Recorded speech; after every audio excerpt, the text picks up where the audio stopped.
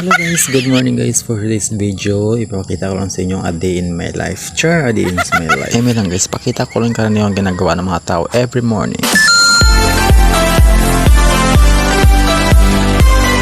Hindi lang pala every morning guys, sa pang-araw-araw na hanap buhay ng mga tao sa province of Capiz. So guys, ito pala ang aming mansion, Char Mansion. Ito yung aming burger dito sa tabi lang din ng kainan namin guys. Yan ang pisto namin sa kusina, bandang kusina.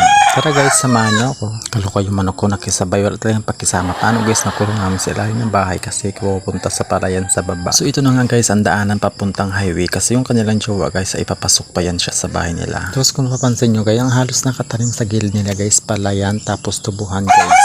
If masipag ka lang talaga guys sa probinsya, ang daming pwedeng hanap buhay guys, lalo dito sa province nila jowa. Araw-araw talaga guys may gawa yung mga tao kaysa sa amin sa Antique, na bihira lang yung mga trabaho na ano kasi palayan lang talaga. Dito guys napakalawak ng tubo kaya araw-araw talaga guys may gawa.